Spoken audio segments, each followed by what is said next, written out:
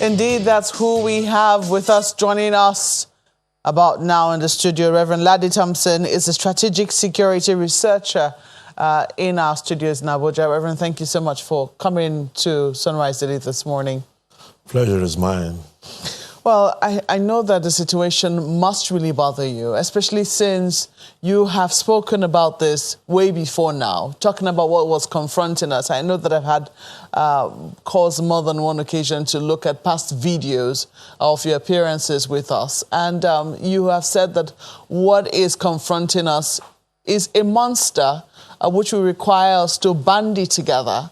But it would seem that they will keep tugging at the lines which divide us. Now we're seeing different meetings. We've seen that by the Northern Governors Forum. Now we're seeing that by Northwest Governors Forum. Northeast Governors Forum. I don't know if Northwest Governors are going to hold theirs as well. Southwest, Southeast.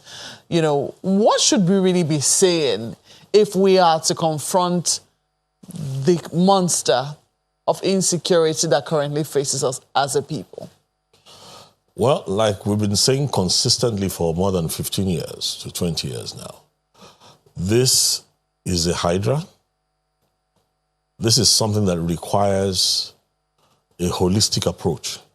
This is something that has to be diagnosed properly before making any move at all to cure it.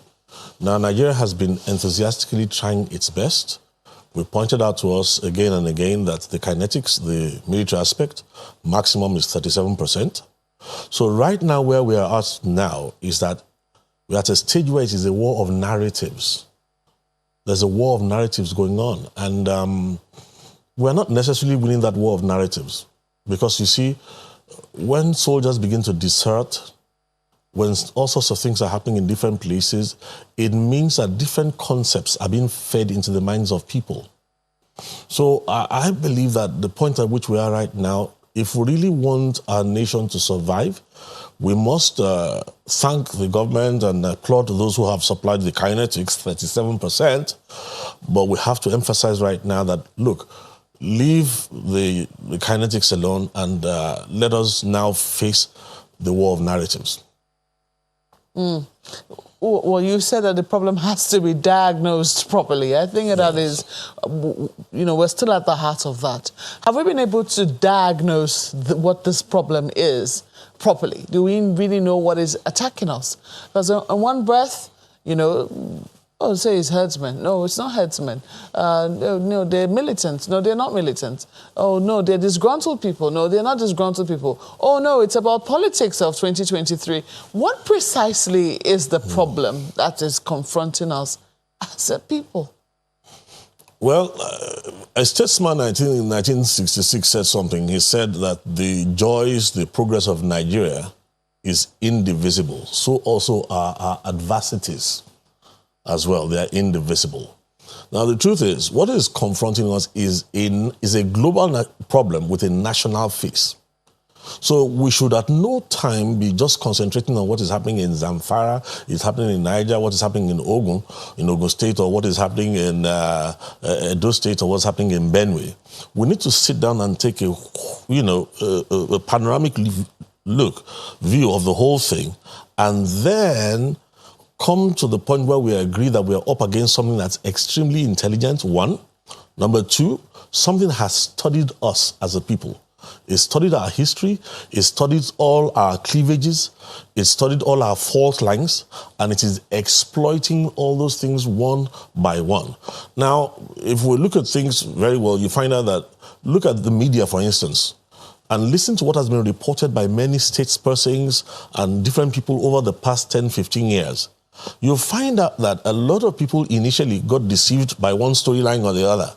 Somewhere along the way, they readjust, but there's still a lot of confusion out there. And unless we do this on time, let me say this. One of the reasons why you see me, consistently over 15, almost 20 years talking about this is because I know how lethal it is.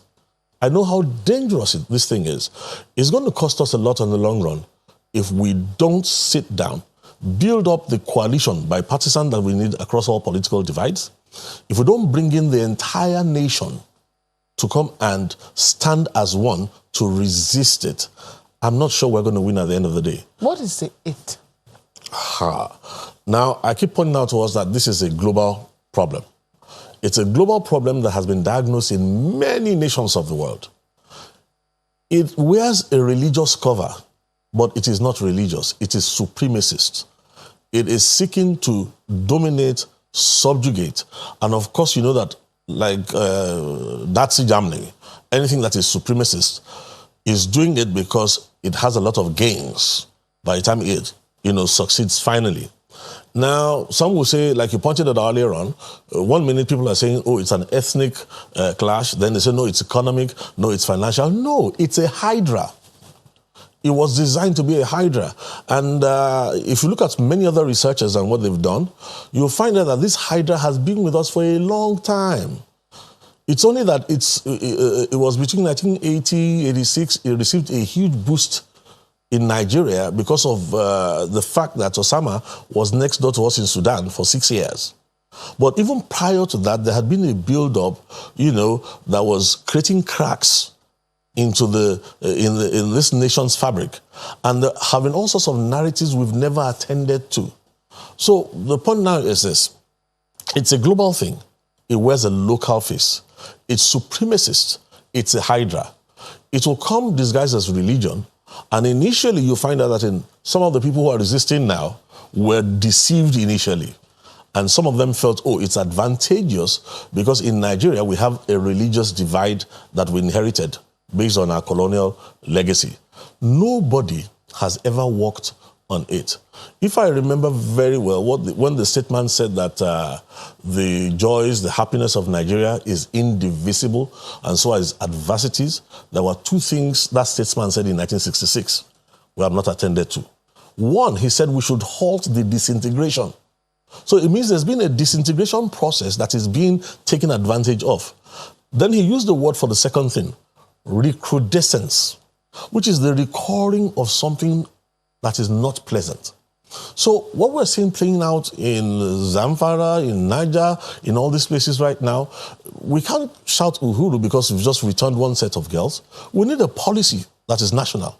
We need to make sure we build up an answer that is convincing enough to make Nigerians be ready to stand for Nigeria. And I say that, of course, again, piggyback on the news that there are some soldiers who are, deserting. Now, that's a serious thing. Because if you realize that you are up against something very intelligent, it knows how much personnel we have in all our armed forces put together. Dividing the army, splitting up our people, look, bringing in narratives of all sorts is part of what it does. It uses force multipliers. And honestly, in fact, let me just put it like this straight away. I think we need to have a declaration of war, but remember, it's a new kind of war. Because if we declare officially that Nigeria is at war, the attitudes of all Nigerians will change. We may then be able to get the kind of cooperation that we need from across the entire country. We are transiting from the third stage to the fourth and final stage of how this thing works. If we say, if you hear, because you have talked about how this is now, the battle we need to win now is a war of narratives. Narratives, yes. Now, you have also said in the beginning, you said in the beginning that let us commend those who have supplied the 37% kinetics that we need in this war. But some people will say that government is also largely saddled with the task of providing perspective. Have we heard from those we ought to hear from those who have been elected into office, from those who ought to have a panoramic view of what is going on, and perhaps tasked with the duty of explaining it to Nigerians so that we all can be on the same page? Have we heard enough from them? Have we even heard from them at all? No, let's put it like this. You see, sometimes when you see what is coming ahead, there are positions you adopt that some people will wonder, why do you adopt these positions? Now, these are positions I adopt. There's something called tragic optimism. The position of tragic optimism is a well-known concept across the world. It's the fact that you hope for the best and prepare for the worst. Okay? Now, when you say that, we need to, first of all, at least encourage those who have supplied something. Look at the young soldiers who are dying. The sacrifices they're making is no joke. We need to be able to commend them for being able to get up every morning and go out to defend the sovereignty of the nation. Now, for the people who are in diverse positions, I've said this again and again, I believe that we're on a learning curve. Now, I'm going to say something to you that we need to be very careful of. And there's the fact that when the people become traumatized and terrorized, people are going to lose patience with governance. If we're not careful, people are going to get jittery. Already, there are so many people saying so many things in many different directions that don't have any root in reality. And that's why you see that it behoves on leadership. And when I'm talking about leadership, not only the state now, also non-state actors as well, who know what is ahead if we don't get it right. For us to encourage government for what it is doing, while we also give them an elbow in areas where they should be doing more. But what is most important of all is to get everybody to realize that we are dealing with an existential threat. There may be no Nigeria anymore if we continue to let this thing move ahead of us. It is sophisticated. That's why if you don't see me pointing fingers, because even the health sector of Nigeria, education sector of Nigeria, the degree of sophistication we have right now is nothing that we are going to write home about. So if we look at something that comes against an entire nation with the kind of sophistication that it has in hand, I'm going to tell you that this position of tragic optimism is about the best way to get everybody on board as much as we can while we can.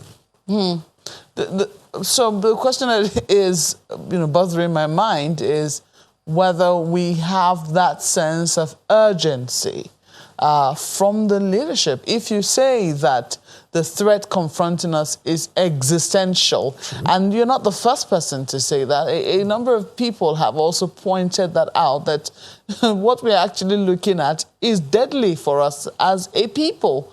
However, we're not getting that sense of urgency from those from whom we should be getting it. Or do you feel otherwise? Well, again, you'll understand that my very clinical position, I'm very clinical about these things. I say this because right from the beginning, I'd first mentioned that when it comes to the Nigerian military, that the Nigerian military was going to be on a learning curve. I started saying that 15 years ago. And of a truth, you agree with me that no amount of training in Nigerian military prepared them for asymmetrical warfare and hybrid threats. Nothing prepared them for force multipliers. The textbooks on warfare, this modern warfare, are just being written right now. And so all I urge us to do is that, look, the military needs to upgrade. For instance, the traditional chain of command never works against this kind of asymmetrical warfare. They're going to have to deconstruct interagency cooperations and things like that. Not only that, the bipartisanship that I mentioned in leadership, you're going to agree with me that these are not part of the Nigerian narrative normally. So what we're talking about here is that I would rather say that I will talk to good leadership that what we need is exceptional leadership, deliberately. I will say to good leadership that what we need for now is exceptional leadership. You really have good leadership now? Well, like I did say to you, tragic optimism, my own position is to talk about good leadership, but demand exceptional leadership. And I'll tell you why I say this. Political leadership is one thing. If you look at de facto leadership in Nigeria, it really goes beyond the political. And you're going to find out again that there's a whole lot of leadership in Nigeria that is not taking responsibility. Now, the point is that if we feel that the government is yet to handle these things with the kind of attention that we want the government to handle it, there's also, the onus may now be on non-state actors who are in leadership as well, to find a wisdom to compel governance. Look, our young children are dying on a daily basis. People are being traumatized. So this thing is not table talk. It is not. It's not. Something for consultants to just jojo about and talk about. This is existential. It's affecting people. Trauma that we don't even have what it takes to handle. So at the end of the day, you find out that we have to maintain this wisdom and keep pushing. And pray that it doesn't get to the point that it is too late before political leadership wakes up to the fact that this is an existential threat. We don't want it to get to be too late before religious leadership finds out that it has a role to play. And if the government is not allowing religious leadership to play a role, religious leadership needs to come and talk to media leadership and say, media leadership, I can tell you something. When the soft targets are over, you know who's going to be next in line? I don't need to say, but you are going to find out that a lot of media houses, especially the efficient ones, are going to have to be shut down, or they're going to be broadcasting from locations that nobody knows. Because once we pass this phase, we're entering the fourth phase. Once we enter the first phase, it's no longer soft targets. They're not going to be kidnapping school children and all that anymore. No, they're going to be going after institutions, shutting down institutions to cripple the country from within. And that's why I'm saying to us that politicians whose eyes are fixed on 2023 need to be educated that if we enter the fourth and final phase of this thing and we are transiting already from the third phase, we should stop thinking about 2023. There may be no such elections because, look, for instance, there was an attempt to hijack the solution. I'm a witness that if not for a lot of research and a lot of stuff, if we had allowed the intelligence behind this thing to hijack the so-called solution, Nigeria would have breathed for 2 months, and then afterwards we will have found out that we have jumped from the frying pan into the fire.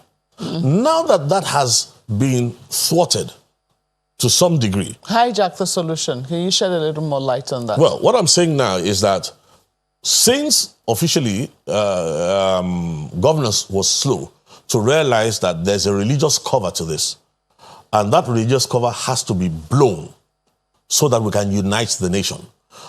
Different clerics began to come forward to present themselves. And of course, amongst them, if we have the kind of intelligence of what we're up against, they had enough intelligence to present us with solutions that would have worsened the case for us.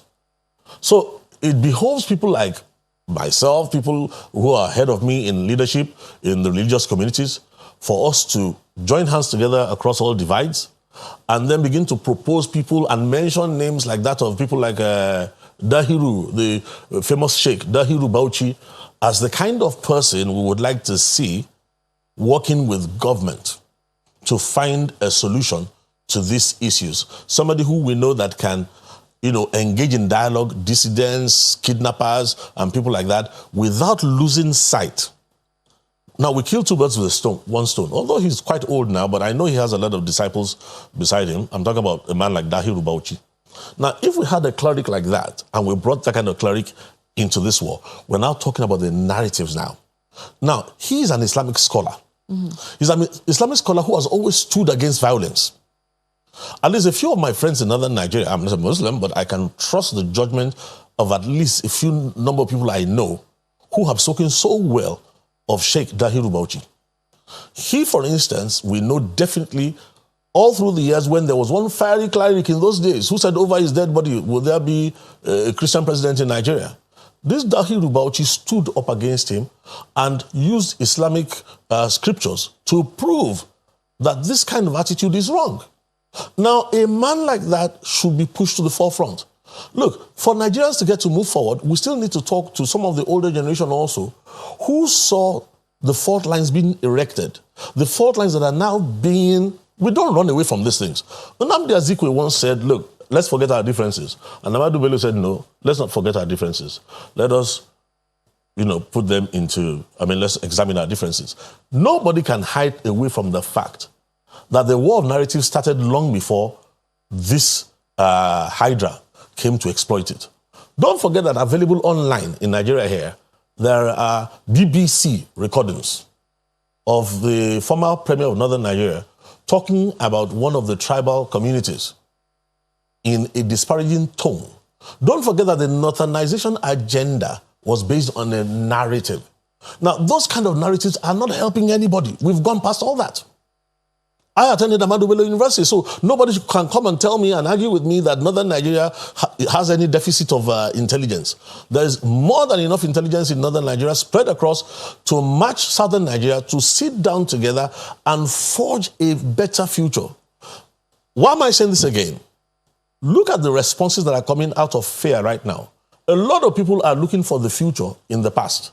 Everybody wants to go back to the past, forgetting that the enemy who can split you, the enemy who can destabilize your nation, is not going to allow anybody to go back to the past, if that's the hopes that people have.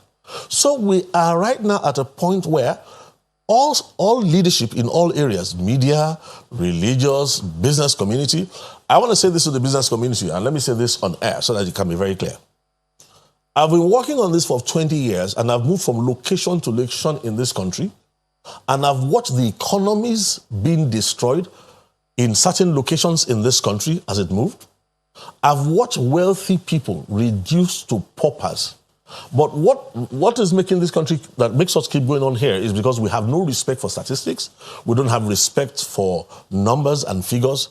If we did, and we'd realize what has already happened, how many people have built homes and their homes are devalued, had to abandon their homes or sell them for about 5% of what the homes were worth, then the business community in Nigeria will sit up now and realize that this ill wind that is blowing is going to come and affect even the business community. And then maybe we can now build, everybody will now have enough reason for us to join hands together across all divides. I'm watching what is going on. I see one of the governors making certain comments. There's a crossfire between federal government and one of the governors and this and that. Do you know what the truth is? We mustn't allow anybody to descend to those levels. If we love our children, we love the future of our children, we want this nation to continue to exist a few years down the line from now, we have to make sure that people arise who are bigger than all these divides, who can help everybody to wake up and say, look, this is what we're up against. This so-called political divide, there will be no politics if this thing succeeds. So first and foremost, let me get this straight. Are you saying that the business community seems to be, I don't want to use the word unaware, or they're carrying on as if, you know, there is another world that they're operating in different from the world that we all live in? Is that what you're insinuating? It's not even just the business community, the entire community. Look, Nigeria was built on principles that makes each person, we were built on divide and rule. So that makes everybody self-centered, sort of. Everybody fights for what they can get. They band up together in aggregates for what each person can get. So if something is happening to your brother somewhere else, and you hear news about it, well, you pay lip service for a while, and then things go on as usual. So you find out that not only the business community, look, let me even talk about the Christian community, my community. When Christians were being slaughtered in northern Nigeria, the southern Christians should have made a lot more, there should have been a greater response from southern Nigeria. Why? Because I kept pointing out to them then that the northern Christians are just a buffer zone. Your turn is coming. And by the time it shifted to the south, we let them know that, look, it's not only Christians, though, it's going to affect Muslims as well. When it now started affecting Muslims as well, you can see what is now happening. It's a war of narratives. There's so much confusion all over the whole place. Well, we'll take it from there, especially in terms of what the response of the governors have been. I mean, we saw the report on from the Northeast governors. We'll examine some of their responses to what is going on when we come back from this break. Please stay with us.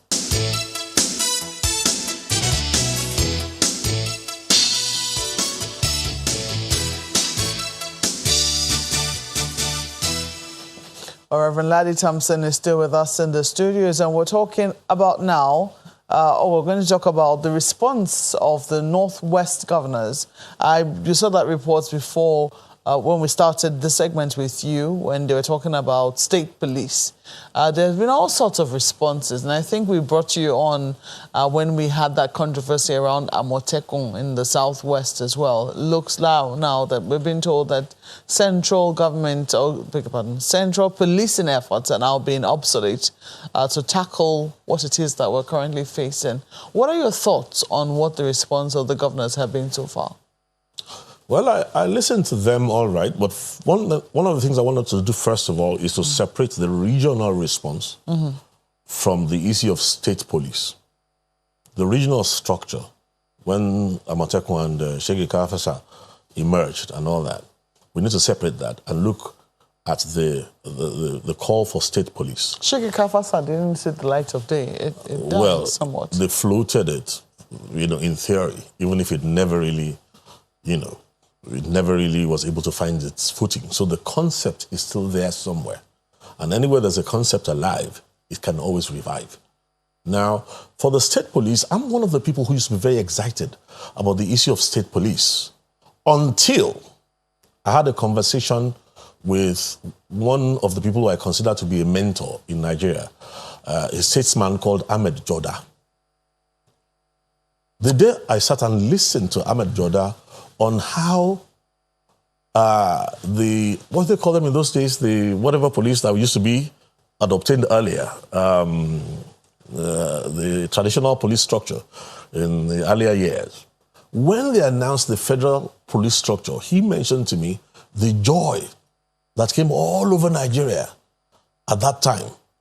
And when he now mentioned what the state police had been doing and what they had degenerated into, it now tempered my enthusiasm. I now found out that if we need the state police, there's no two ways about it. However, we're not going to look at the kind of celebrity, the tonality there is more political than security-oriented. Now, if we're going to make the state police work, we're going to have to look into the fine details. We're going to have to do a whole lot of work telling what you can do, what you cannot do, what powers are yours. Look, I remember, was on channels, we were talking about some of the excesses of the Amotekun, which was, attracting a lot of attention some weeks ago. And I said, listen, anybody should have expected these excesses. Because in listening to the way the things were put together, the degree of articulation was not enough to be able to pin down exactly what this is and what this is not. Because we know that there's really no federal legislation that is really truly supporting regional forces. Now, Nigeria cannot shy away from these things. We need innovative... Look, the best future for our nation will come out of creativity, innovative leadership, and disciplined execution. I know that the Southwest governors were very categorical in trying to, deny the fact that this Amotekun thing was not a regional thing. I mean, they kept on saying that each state had to make its own laws to support Amotekun. And I think that, especially because the federal government was quite concerned about developing regional outfits. Yes. So we saw that denial, very vehemently on the part of Southwest governors. But you maintain that this is regional. Is that not right? It was all semantics. The point is we have an existential threat. Yeah. And regional forces that are integrated into a federal structure would be welcome. What I expected from the federal government was that the federal government was going to help to create guidelines and granulate how regional forces will work and work them together towards one purpose, which is to defend the sovereignty of this country. Now, what has come out of the regional attempts so far is really nothing like what we need right now. We have a shell there. We have some political, some of the governors have gained some political, profit from all that. But if what is coming ahead blows hard tomorrow, the so-called regional outfits on ground right now cannot handle. And let me tell you what the next step is if you really want to know, because once the regional fails, you're going to find out that the last unit, the last stand for Nigeria is when it goes down to the level of families. When you find out that each homestead, each family is going to have to work within a framework of a national policy to defend its members. We don't want it to come to that. So the greater the articulation now for integration towards one purpose, then the better it is. That's why I said we need not just good leadership from the federal government, we need exceptional leadership. Well, let's take it to my colleagues in Lagos. Chamberlain. Well, good morning, Reverend Thompson. Well, in order to at least help a lot more people understand this, perhaps could you tell us why Nigeria? Why are they targeting this country? I would have thought that was obvious because even Osama bin Laden in his notes had mentioned the regional importance of Nigeria. 1 in every 6 African, black, all over the world is Nigerian. Nigeria has a clout that is amazing. And the truth is this, if Nigeria goes, West Africa is gone. If West Africa goes, Africa is gone. It's a specter that is better left unimagined. But the people part of this solution now, because I mean, when you talk about religion, you know how deep and people connect with that. How easy or difficult is it? I mean, what needs to be done to ensure that people themselves also get to that level of awareness so that we can begin to perhaps, if we could engender some sort of national action from the people perspective? Okay, you mentioned religion and then you mentioned the mobilization of people. Now, in this whole thing, those are 2 different aspects altogether. Now, for the religious aspect of it, the first thing we need to realize is that we can create a common platform by looking at God in his office as creator. You're going to find out that it doesn't matter whether you're a Muslim or you're a Christian or a Hindi or whatever you are, everybody agrees that God is creator, of course, with the exception of a few, interesting folk. So on the grounds of the fact that God is creator, I'll give you a good example. In 1776, America was able to heal its wounds and its trauma because it brought in God on the level of creator. That's why you find out that the Declaration of Independence says we hold this truth to be self-evident that all men are created equal. Now, if you go to a speech that was made by Tafawa Balewa on the 7th of October in 1960 at the UN, United Nations Assembly, you'll find out that in his last paragraph of his speech, he spoke about the troubles we're having today. And one of the things he mentioned that Tafawa Balewa mentioned then was that there are what he didn't call them inalienable truths, self-evident truths. He called them eternal truths. He called them eternal truths. So if we go back and research what Sir Tafawa Balewa, what he mentioned, you find out that for the religious aspect, eternal truths, there's value to the life of every person. The state has to know that, and every religion knows that, and we start building on that basis. Now, when it comes to the mobilization of our people, you must realize that this is why we say it's a war of narratives. Look, the onus is on the federal government right now to create a national narrative that never existed before. What am I saying? A national identity that is so profitable that every other identity will pale into insignificance. Don't forget that every human being responds based on pleasure, pain. So if you create a national identity that has advantages, that has perks and promises, and actually just actualize some, because all you need to do is to sell a dream. Don't forget that the anticipation of pleasure is more powerful than pleasure, and the anticipation of pain is actually a lot more lethal than even the pain itself.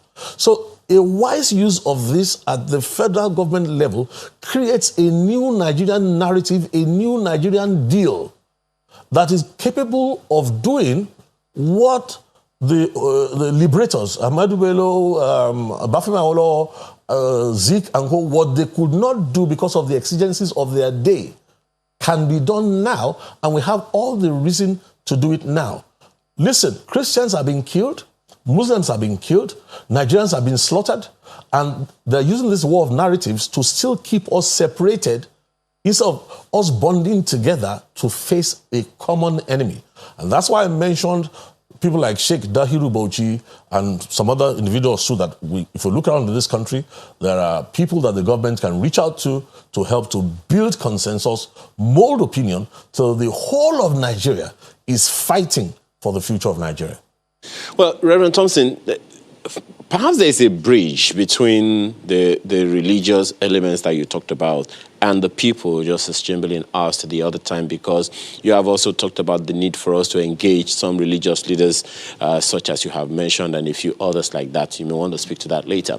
But talking about crime, criminality, insecurity generally, all crime is local. And it is the same localities that produce the leaders that rise to national leadership. Now, you have also talked about something that's been an advocacy over time, over the past 2 years at least, on this program, that is a national ethos, which you call a national dream. Reference the national anthem, the very first national anthem we had.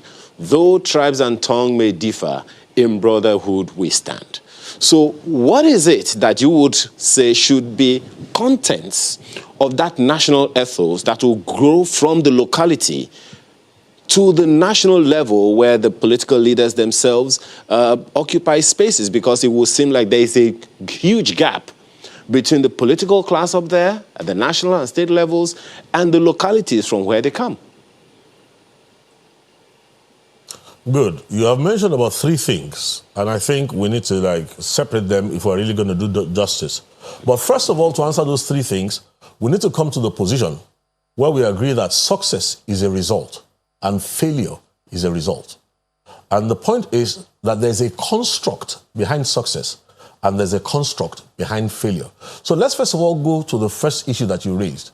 Now, you are talking about crime being local, but if the intelligence behind the crime is global, if you attempt to deal with it with the way you have handled the local issue, you are going to fall flat on your face at the end of the day. And I know where this is coming from. I'm going to tell you something that happened to me some years ago.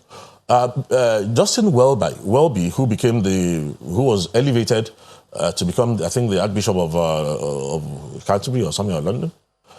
I remember talking to him at one meeting and asking a few questions. When there was a terrorist attack in the UK, that was 7/7 now, immediately I heard how Tony Blair, how he handled the issue. Some years later, the same Tony Blair came to Nigeria and he was addressing our own terrorist issues, and he was trying to allude that it was poverty that was the greatest factor behind it, and all sorts of things that come out of textbooks that are crafted for African policy. So at this point in time, if Nigeria is going to be the leading nation of Africa, we really have to wake up right now to realize that a lot of funding is coming from all over the world to support narratives here right now that will not help us.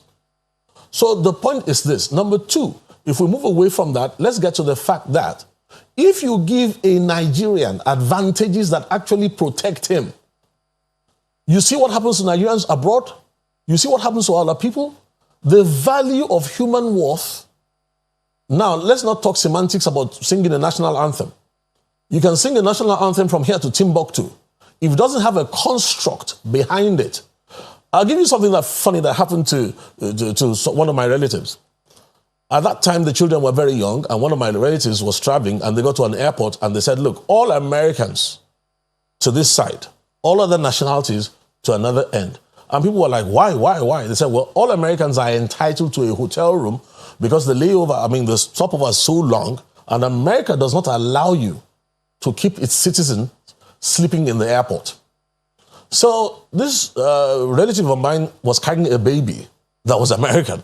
And she asked the question and says, does it apply to the baby? To say, as long as the baby has an American passport, it applies to the baby. Now, it became clear that you can't take the American baby without the Nigerian mother. So the Nigerian passport could not get the kind of protection and, the perks that the child's passport could get. So these things are constructs.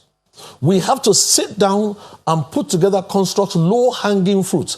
And the truth is this, once people believe it and we start to execute it, honestly, it will take on a life of its own. So these things are not rocket science.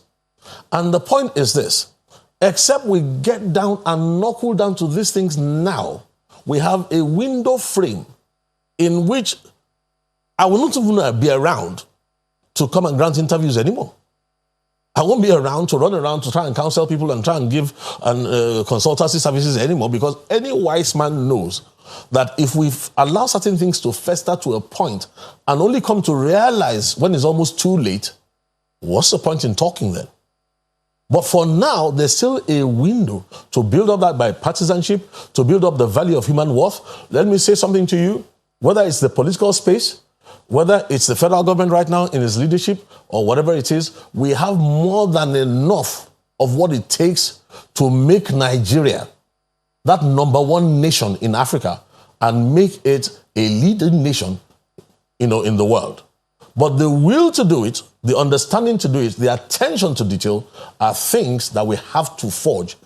And I can tell you something, when we enter the next phase, if there's still a window of time, nobody will need to persuade anybody anymore. So, I mean, we've largely talked about, the sickness, trying to diagnose what exactly is wrong. You've talked about the solutions, the medicine. But, for people, they see, they might not be that vested to try to look beyond the symptoms, such as kidnappings, the attacks they see on a daily basis. For them, once those symptoms stop, they feel that at least we're getting a handle on this problem. Now, you have listened to the president, the latest, which was given by his aide, saying that, security operatives should shoot those with AK-47 on sight. You've also listened to governors and the statements they have made. We just recovered from the recent kidnapping in Jangebe. 279 schoolgirls were kidnapped. And the question people keep asking is, when will the next kidnap be? When will my village be attacked next? Because a lot of people in those areas aren't sleeping, as it were. So while we're diagnosing the sickness, trying to find, the solution for it, these symptoms are there. So are we doing enough, really, from what you have seen to ensure that those symptoms, which people see on a daily basis, at least stop with what you have heard the president say, what you've heard the governors say as well? Again, we're going back to reinventing the wheel, so to speak.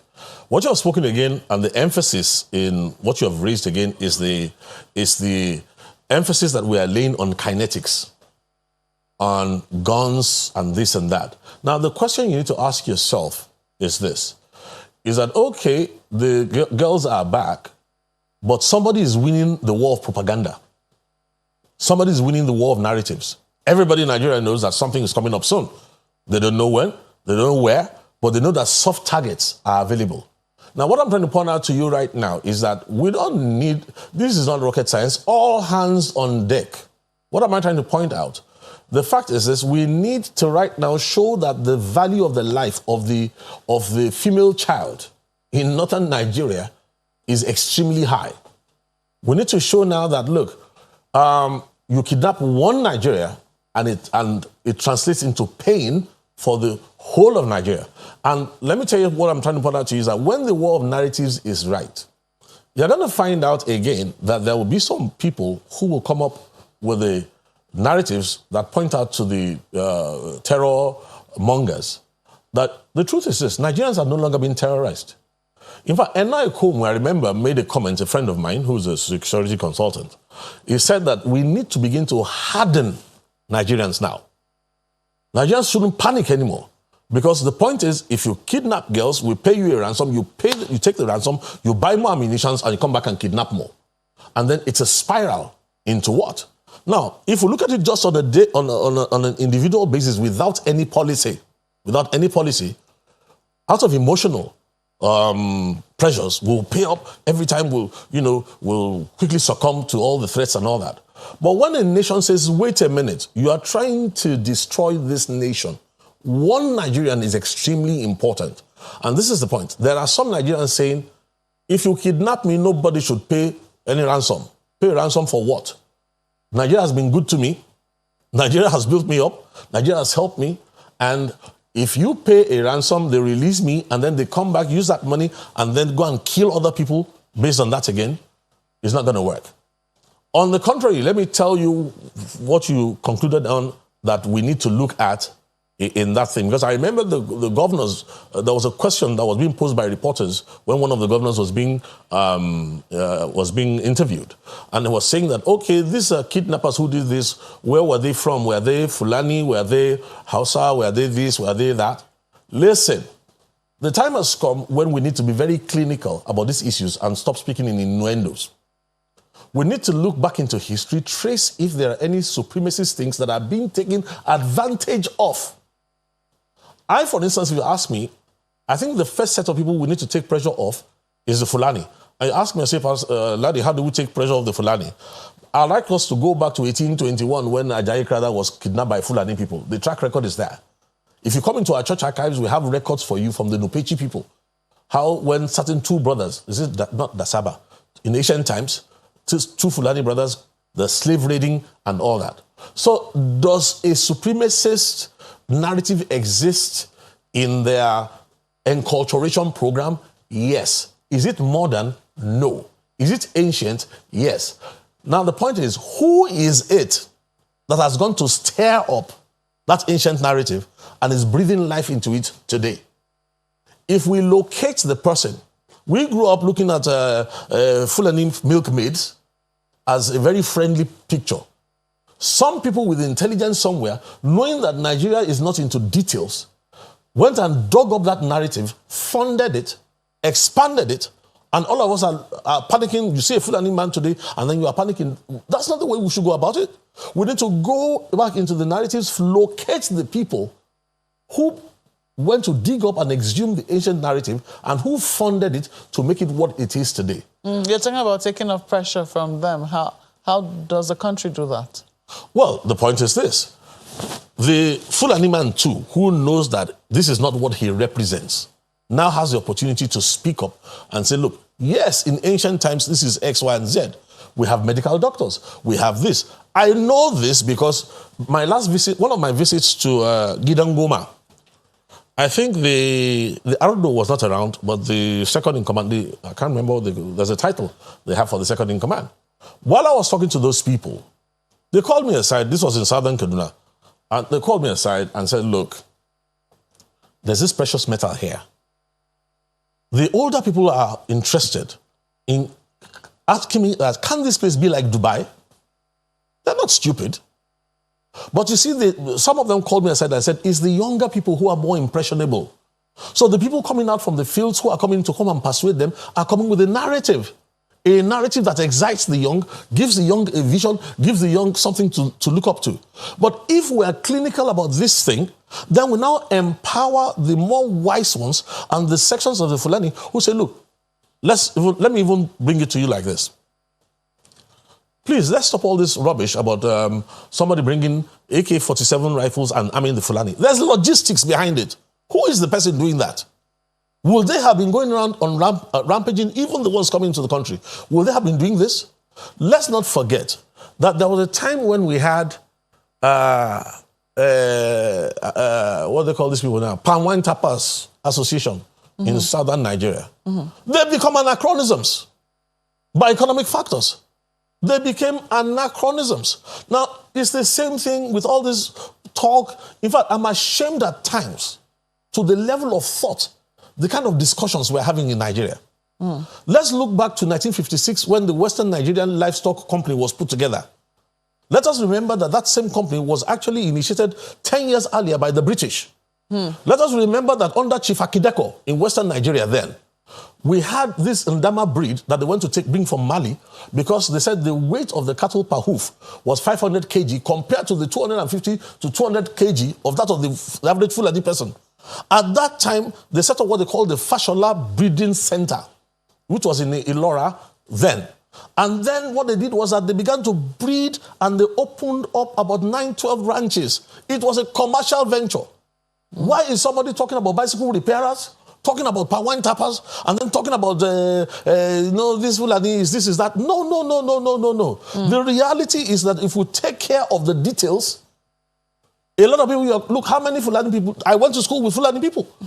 Well educated. Reverend, we can go on and on and on, and we still might not get to the bottom of this. I know that security is an ongoing conversation, something that will continue to agitate our minds until we find a solution, until we hear, according to my colleague, let's see less and less of the symptoms, because it is the symptoms that make all of us very concerned and, continue to get us agitated. But we have to thank you for shedding light on some of the areas that we should be paying attention to. Reverend Ladi Thompson is a strategic security researcher and has been speaking to us here in our Abuja studio. Thank you once again for coming on. Pleasure is always mine. Well, we'll take some of your mails now in your messages. This is from Don Seggs, who's talking about national security. He says, listening to Mr. Ladi Thompson breaking out the challenges of this nation and propose solutions is both heart-lifting and worrisome. Nigeria has been in a state of flux for decades. Just one wrong move and it's a total collapse. We continue to watch and pray. Well, Dare says, as a nation, we have long dwelt on the path of division rather than coming together to collectively fight the common enemy. The issue of insecurity continues to spread all across Nigerian states, which we dwell on unnecessary grounds such as primordial sentiments. We'll take a look at this one from Henry. Henry, of course, talking about Nigeria's health system. National biosecurity should be integrated into the health system. Response to any specific threat shouldn't be isolated. Integrated care right from PHC to super tertiary levels should be strengthened. Our hospitals are not working, he says. Let's make them work. And this one from Dr. Huwavi, also about the health sector. Developing Nigeria's healthcare sector should be a continuous one. Our approach to engaging the healthcare sector only in times of emergency is unhelpful. And looking at this last one now from Conscience, it says, it's not that the Southwest doesn't engage in agriculture, but herdsmen destroy their farms, rape and kill the farmers. How do we get food sufficiency in that circumstance? So this insecurity has to be tackled sincerely, first by the governors to achieve results. Well, we thank you for your mails and comments to the show this morning. Thank you so much for watching. We really appreciate your time with us. I'm Malko Yusuf. I'm Kayode Okikiolu. I'm Ayo Makinde. Have a good day. I'm Chamberlain, so see you next time.